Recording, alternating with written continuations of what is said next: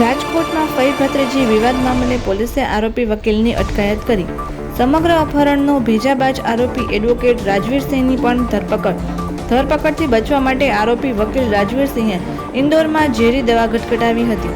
આરોપી એડવોકેટની ઇન્દોરથી અટકાયત કરી રાજકોટની સિવિલે લઈ જવાયો. એડવોકેટની રાજકોટ સિવિલમાં મેડિકલ ચકાસણી કરાયા બાદ પોલીસ સ્ટેશને લઈ જવામાં આવશે. આ બનાવમાં આરોપી એડવોકેટ પોલીસ સમક્ષ અનેક ચોંકાવનારા ખુલાસા કરે તેવી શક્યતા.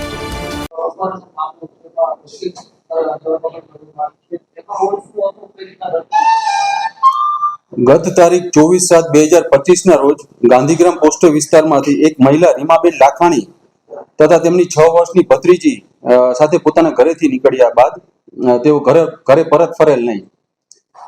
તેમના પરિવારજનો દ્વારા તેમની શોધખોળ કરવામાં આવેલ હતી, પણ તેઓ સફળતા મળેલ ન હતી તેઓને. જેથી 25/7/2025 ના રોજ તેમના પિતા રિયાઝભાઈ લાખાણી દ્વારા તેઓની ગાંધીગ્રામ પોસ્ટેમાં ગુમ જાણવા જોગ નોંધવામાં આવેલ હતી. આ બનાવમાં એક નાની બાળકી ગુમ હતી, જેથી બનાવ ખૂબ ગંભીર હોય. બનાવની ગંભીરતાને જોઈને રાજકોટ શહેર ક્રાઇમ બ્રાન્ચની અલગ અલગ ટીમો આ ફઈ રીમાબેન લાખાણી તથા તેમની ભત્રીજીને શોધવા માટે પ્રયત્નશીલ હતી. ત્યારબાદ ટેકનિકલ સર્વેલન્સ તથા હ્યુમન ઇન્ટેલિજન્સની મદદથી એક ભાળ મળી હતી કે તેઓ એમપીના ધાર જિલ્લાના બદનાવરમાં છે. તેથી તેઓને ત્યાં જઈને ફરત રાજકોટ શહેર લાવવામાં આવેલ હતા. અહીંયા લાવ્યા બાદ જ્યારે રીમાબેન લાખાણીનું આ બાબતે નિવેદન લેવામાં આવેલ ત્યારે તેમને જણાવેલું હતું કે 24/7/2025 ના રોજ જ્યારે તેઓ તેમની ભત્રીજીને લઈને રેસકોર્સ ગયા હતા, ત્યારે કોઈ અજાણ્યા શખ્સ દ્વારા તેમની ભત્રીજીના ગળે ચાકુ રાખીને તેમનું તથા તેમની ભત્રીજીનું અપહરણ કરવામાં આવેલું હતું.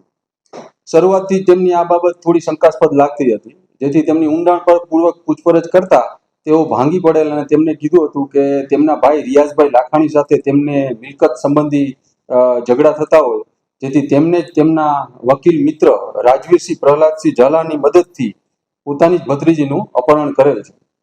અને આ બાબતે આ રીમાબેન લાખાણી તથા રાજવીરસિંહ વિરુદ્ધ પ્રનગર પોસ્ટેમાં સંલગ્ન બીએનએસની કલમથી ગુનો પણ દાખલ થયેલ હતો. ઉપરોક્ત ગુનામાં રીમાબેન લાખાણીને અટક કરવામાં આવેલ હતા. ત્યારબાદ ગઈકાલ તારીખ 3/8/2025 ના રોજ રાજવીરસિંહ પ્રહલાદસિંહ ઝાલાને પણ ઉજ્જૈન જિલ્લાના વડનગરના ગીતા હોસ્પિટલમાંથી તેમને પણ પકડવામાં આવેલ છે. અને ત્યારબાદ તેમને આજે રાજકોટ લાવીને તેમની પણ અટક કરી પ્રનગર પોસ્ટે સોંપી અને વધુ તપાસ તજવીજ ચાલુમાં છે.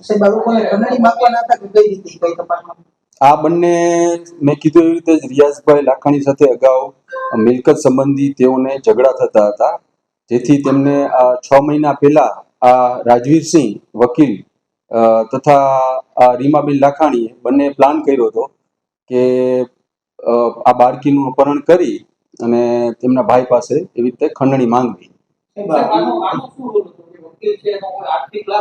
વકીલનો આમાં આર્થિક હિત છુપાયેલો હતો.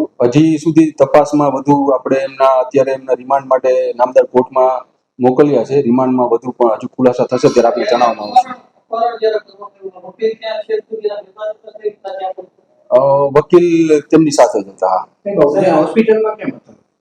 વકીલે મેં કીધું તેવી રીતે ઉજ્જૈન જિલ્લાના વડનગરના ગીતા હોસ્પિટલમાં તેઓ જ્યારે એમને ખબર પડી કે પોલીસ એની પાછળ છે, તો ત્યારે તેમને થોડું ઝેર પી લીધું હતું. પણ તેમની જ્યારે તબિયત સ્ટેબલ થઈ તો ડોક્ટરની ને ત્યાંના પોલીસની મદદથી પછી તેમને અહીંયા લાવવામાં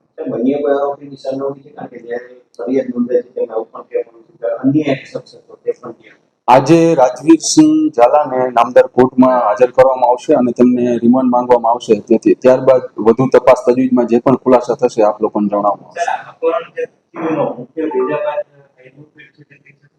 ના, આમાં બંનેનો સરખો જ રોલ હોય છે, એમની ફઈ અને રાજવીરસિંહનો.